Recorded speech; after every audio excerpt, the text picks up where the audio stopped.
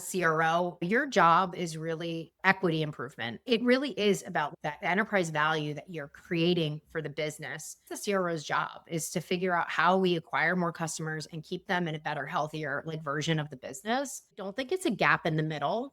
I think that's still a marketing gap to solve for, which is still on the marketing teams to make sure that by the time we get it over to sales, it means they actually had intent to see the product and want to talk to a sales rep.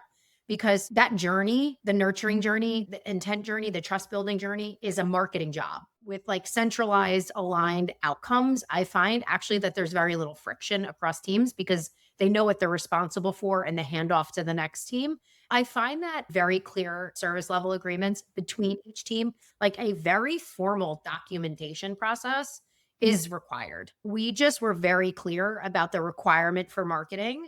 And if it met that, we would go check. We would listen to calls. We would make sure that it wasn't the sales rep that missed something or didn't ask a question. We really had a very tight process for confirming where the handoff was so that I could say, marketing delivered X amount of great pipeline to you. Now it's on you guys to win that at 30%. We're going to call it a day.